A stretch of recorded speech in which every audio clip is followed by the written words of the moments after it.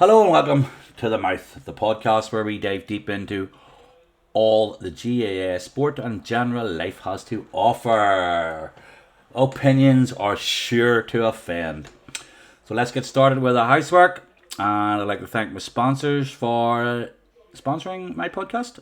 I don't actually have any sponsors. So listen, there's only out there that want to sponsor PJ and the podcast, The Mouth. It would be gratefully accepted. You know where I live. You know how to get in touch with me if you just want to sponsor me. That would be great. I'll just push these glasses up a wee bit, folks. Trying to look a bit more intelligent, you know. Right, in this first episode, we'll jump straight into the heart of the Armagh GAA and celebrate our glorious victories and our rich history. I'm PJ Keenan, aka The Mouth, and today we have something truly special to discuss. Armagh's triumph in the All-Ireland 2024. That's right, folks. Sam Maguire's back where he belongs, back in the Orchard County after a long hiatus of 22 years. But he's here to stay. He ain't going nowhere. Definitely. And as you can still see from around the town, there's still orange. I still have a flag up. There's still orange and white everywhere. It'll be a while before that comes down, I reckon. Well, my flag's not coming down till Armagh aren't All Ireland champions, so that's basically after the final next year. So, as I said there, you can see the orange and white still around the town. You know what I mean? So, folks, grab yourself a wee cup of tea, sit back, and let's relive everything that is Armagh. Let's kick things off by talking about the incredible season that we had to lift the Sam Maguire. I think everybody can agree it's been a roller coaster ride full of dedication from players and fans alike, teamwork, and just sheer passion. Armagh, I think as everybody can agree, we played as a cohesive unit, and this is what I think anyway, that was the secret sauce to our success. Each player knew their role, and they executed it flawlessly on the field, whether it was in the round robin where we tore Derry apart, or where we played Galway then in the crucial game of that round robin and struggled a wee bit, but Soupy came on, struck it over the bar, hand fist over the bar at the very, very end, and you know yourself. And let's be honest about it, folks. You know, when you're speaking of hard work, dedication, everything else that just epitomise that team, it all comes from one man, didn't it? Like for me anyway, Ciaran McGeeney. And his backroom staff were instrumental in steering the team towards victory. His strategic brilliance and unwavering support and belief, it unwavering belief in the players, I think that made all the difference. The coaching staff worked tirelessly to make sure that everybody was, let's be honest, raring to go at every game, right at the very, very pinnacle of their fitness, both physically and mentally. I think the team was on. Well, they were top, like, weren't they? I think everybody can agree. Probably you wouldn't agree if you're from Kerry or Galway, but who gives a shit about them? Now, let's talk about the key players who stood up when it mattered the most. There's one for me. Soupy Campbell should get an All-Star, but he won't. He just won't. It's stupid. He won't. Because of his title of finisher. You know, Soupy come on most games, and Jesus, let's be honest about it. It was crazy. He come on and he was like a new lease of life. He raised everybody's games. I thought he was brilliant. I have to say that. And when he came on in the final, what a rower. I don't think I've ever heard anything like that in my life. Then you have the likes of Niall Grimley. His point in the final, my God, what a score, strength, skill, execution and leadership, it had it all. Blaine Hughes, I think this lad has some serious mental strength. When Ethan Rafferty was chosen over him, he didn't really let it annoy him or affect him. He can't have felt good, but never complained, waited for his opportunity, and when Ethan suffered that horrendous ankle break, I think it was an ankle or I should know. I broke my fucking leg myself. Um, when Ethan Rafferty was chosen over him, and when Ethan got the break, he stepped up. Let's be honest with it. Blaine Hughes, top man. Then we have Barry McCambridge. Now Barry was like that goal against Kerry. Jesus, that was lethal. The wee fist into the net, that shows his handball experience that he used to play apparently back in the day. You know what I mean? He didn't start many games, McCambridge, I don't think. I think he come back into the fold a wee bit. I'm not sure. Don't quote me on that now. Don't quote me on that. But McCambridge is nailed on for an all-star, I reckon. 100%. And he's like up and down the pitch. Nothing slows him down. And then we have the phenomenal, in my eyes, Ryan O'Neill. What a baller. What a baller. Like, the point he kicked against Kerry in the semi-final, 55 yards out, put us a point ahead. The crowd roared, and I mean that crowd. That we sensed it. For me, anyway, we sensed it. I think that was the moment where everybody realised. I think we potentially might have Kerry here.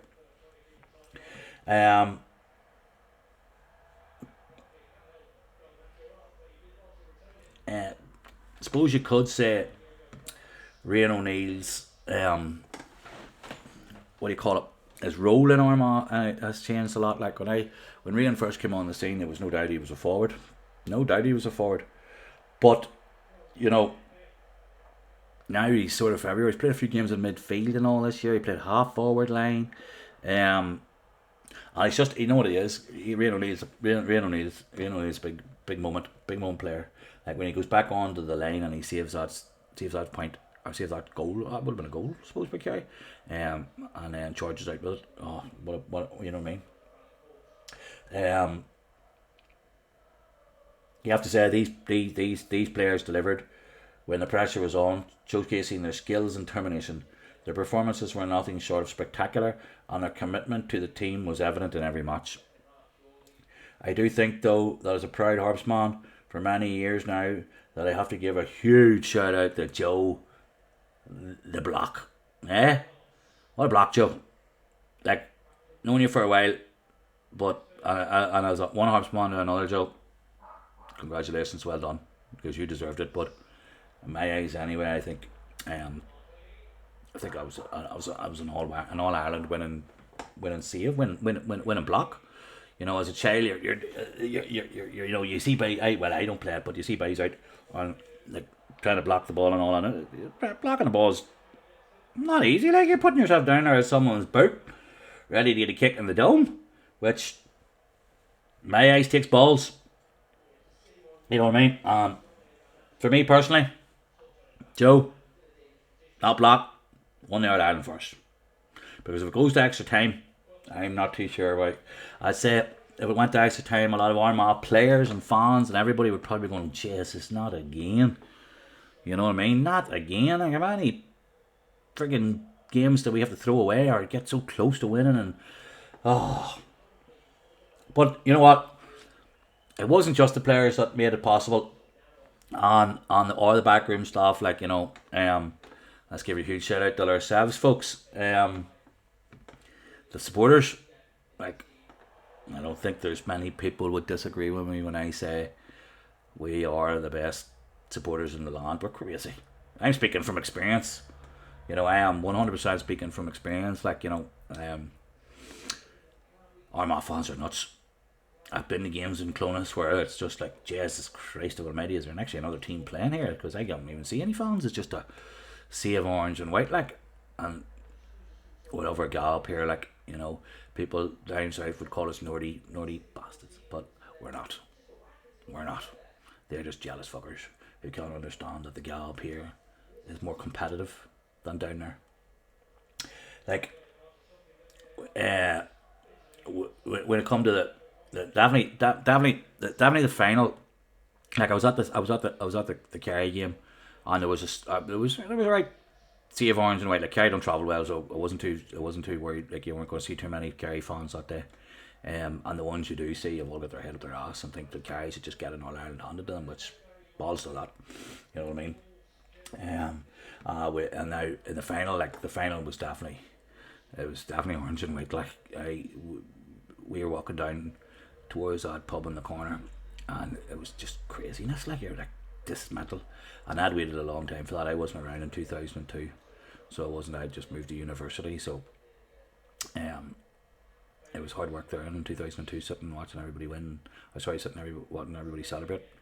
So I remember making a promise to myself that evening in Edinburgh that if Armagh ever made it to the All-Ireland final, I'd be there and I'd do some celebrating of a winner, and I did.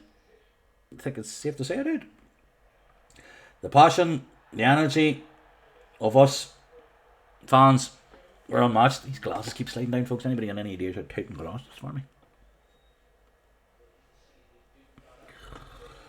Glasses are only new, by the way. Not new glasses. Well, new glasses, but new for me. So if you're not used to seeing me wearing glasses, you'll see me wearing glasses on this podcast.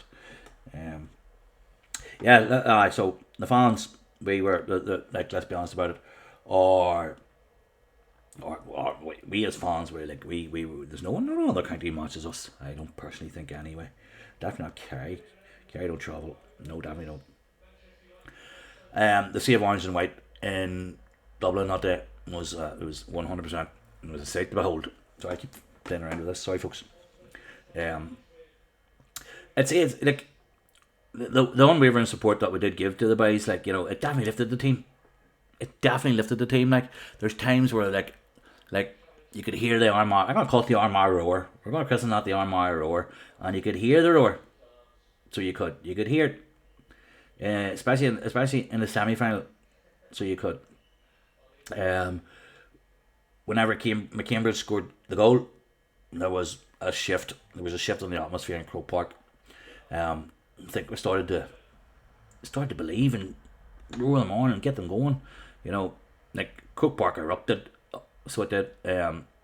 Then, whenever Turbo was breaking through, and it was actually McCambridge beside him too, so it was ready and willing to get the wee fist pass for a goal. McCambridge was everywhere, only up and down that pitch, by as I said earlier.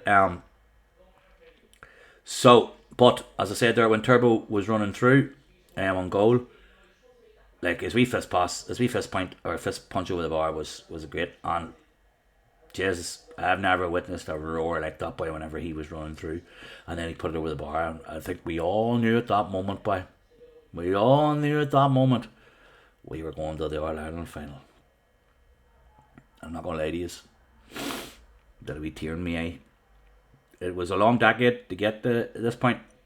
A decade littered with disappointment after disappointment. I mind being at the Monaghan game in the McKenna Cup, where Armagh's penalties nightmares begun. Who knew? Who actually knew what would come? Penalties wise, for Armagh, complete and utter disaster. In my opinion, panos should never decide a game of hurling or Gaelic. Never. So Jolly Bournes, pull your finger out. Let's see if we can sort something else. To be honest, as an Armagh fan, lifelong fan, I have some stories to tell you about games and the crack and fucking about and the stuff we get up to. But let's be honest about it, most of it isn't PG. So I'll tell you a wee story, right, about the day me and my friend, I have to change his name apparently. It's not bad too. Don't know why he's making me change his name, but anyway. My mate, let's call him Frankie.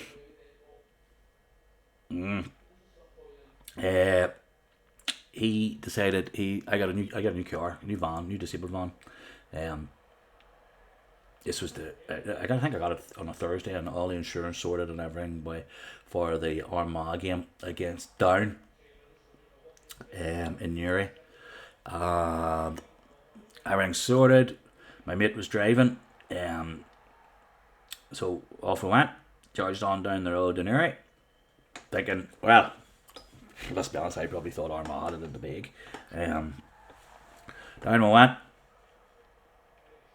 got to the stadium probably a wee bit late. Got to the stadium a wee bit late. Which, okay, that's our fault. Got to the stadium a wee bit late. Then we get to meet this. We got one of these dudes who you put one of them yellow jackets on them. They get a little power. Well, let's call him a steward. Dead on. And he says, right, there's my disabled ticket. Oh, right, okay. Not 100% sure whether there's any room up there. What do you mean by that, mate? I said, there's my ticket. So that means there's somebody up there without a ticket, because I'm sure there's only a certain amount of space. Anyway, bit of a hoo-ha then. I think I had maybe, as always at an Armagh match, I probably one or too many sherbets in me.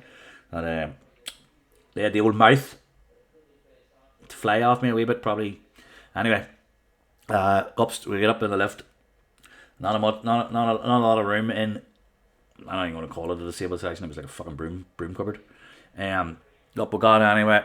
No seat for my mate, even though he got a ticket. It's meant to be me and Kerr. Not Kerr, but you know what I mean. Anyway, cut a long story short. Not a long story short. But let's just get the point of it.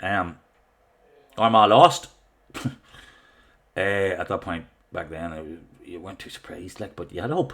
I had hope anyway. And Armagh lost to Down.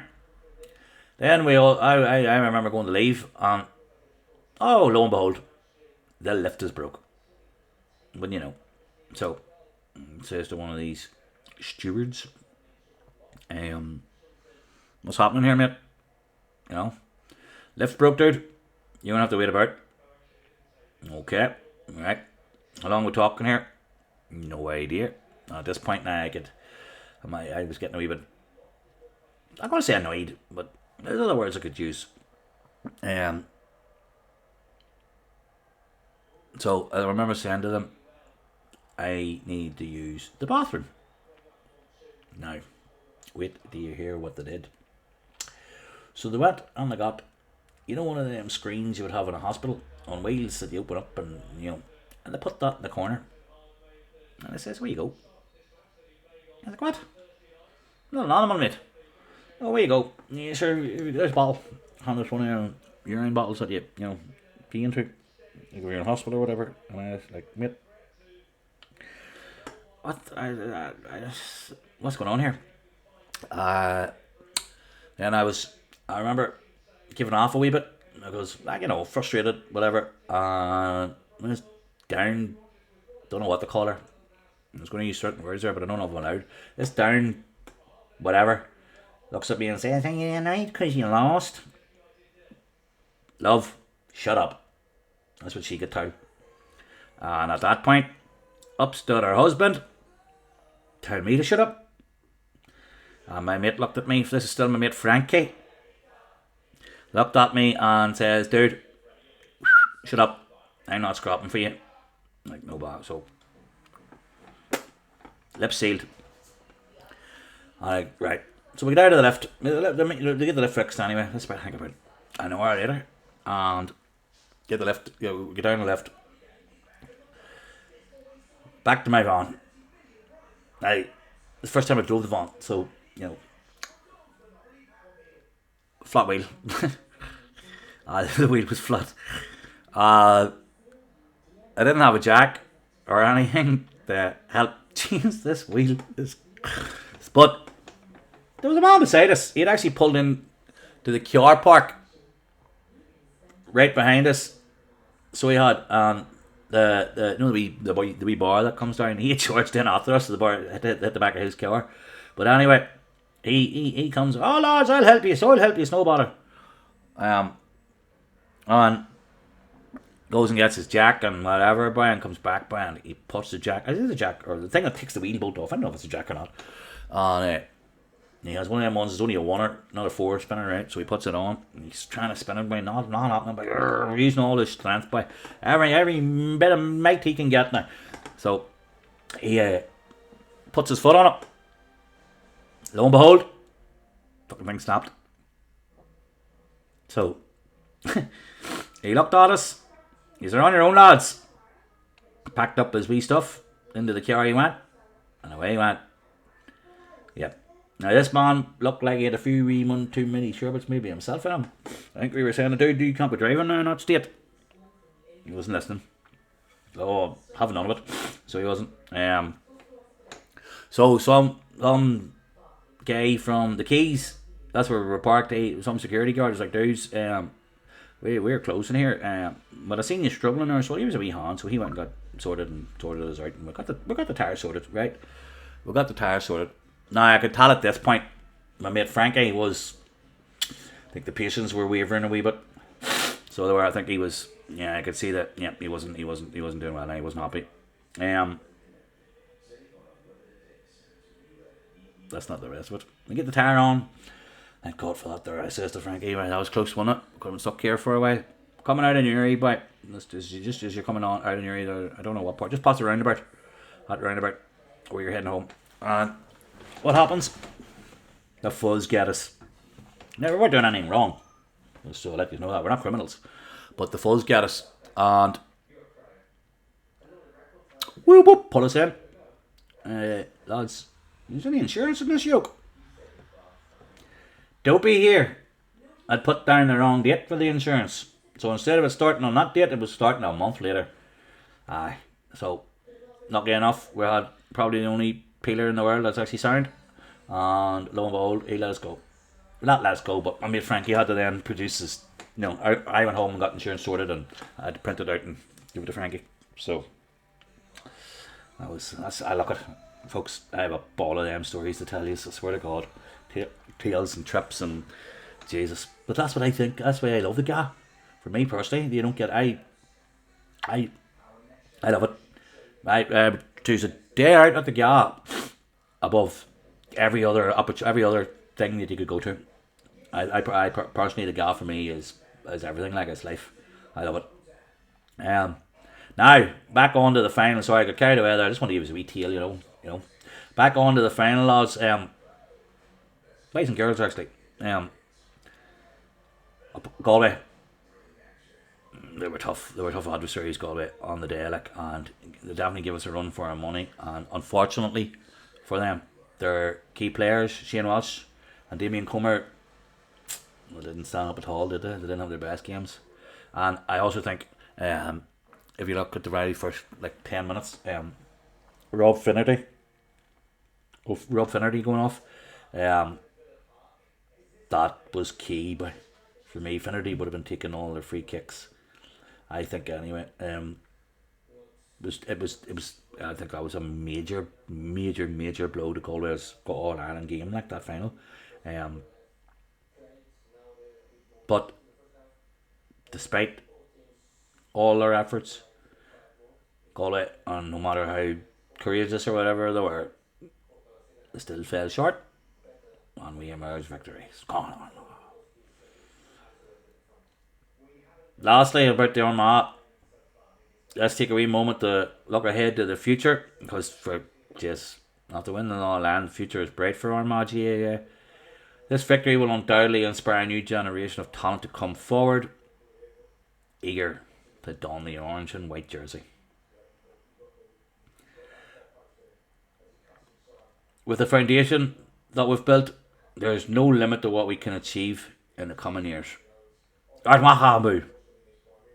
Now, we've got the Armagh GAA bit out of the road. I'm going to put that paper over there. Get you over there, note paper. Now, we're on to we're on to the soccer. Or football, whatever you want to call it. Most of you know I'm a United fan. For my sins at the minute, just actually got a wee bit of a shudder saying that there, so did. That's bad, boy. Two wee topics I just want to talk about when it comes to United. Firstly, Bruno, I'm biting my tongue there, Fernandes. You know, folks, not 100% sure whether he's fit to even be our captain. He is a yap. when he doesn't get his own way, the arms going nowhere, his arms going in the air, he's pointing at people, he's giving off. I suppose that's what a captain does, but he doesn't. He does it in a certain way. You don't stand and you don't bitch and moan. That's what he is. He comes across as just a wee yap. You know what I mean? I'm going to go as far as to say I bet he's a whinger in training even by. This is I'm a United fan. I'm saying this, but anyway, I'm not sure. I'm going to look at. Mightn't be the most popular opinion in the world, but I actually think Harry Maguire. Yep, Harry Maguire's a better captain. He mightn't be a better footballer. These bringing glasses, man. But he's definitely a better captain. Without doubt. He makes. See, the problem with Harry Maguire was he made stupid mistakes. That's got nothing to do with captaincy. That's just to do with his ability. You know, you could be the best captain in the world, the shittest player, but anyway. Now, and then also, like, Ten Hag, right? I don't think he is the right man for the job. Now, if you're asking me who is, I don't know. But I don't know about him. His tactics are mad. It's like I'm recording this here now during the Villa game. Right? And he's got Harry Maguire and Johnny Evans in the back line. No about that now. You know, if you're gonna buy the likes of De Ligt there, right? And you're planning on playing De Ligt and Martinez, just because they're a bit of a mirror the all night, you have to stick with them. In my eyes anyway, if somebody makes a mistake in a game and you whip them off, you have a word with them, you tell them whatever. But you show confidence in them, because I think then if you don't show confidence in them, that'll affect them even more. Put them back on the next game and say to them, lads, come on, this is time to shine. Now, do they give him more time? I don't know about that. I don't know. I really don't. The problem being, you can't just keep sacking managers. We can't. We just keep sacking managers. We're going to end up. Jesus, we're going to end up with nobody. You know what I mean? Like, they stuck with him in the summer, which I don't think they should have. I really don't. I think, well, if they were, when they were having that decision, they're bound to have had a conversation where they're like, well, what happens if he starts to fail? Do we sack him? Do we get rid of him? And I'm not 100% sure whether, they should sack him, because who do you get in? And at what point then, that person then is going to come in and he's going to go, well, I didn't buy you and I didn't buy you, so I want you out and I want my players in, which is another $500 million. Another 3 years, and then after them 3 years, no, dude, we need somebody else.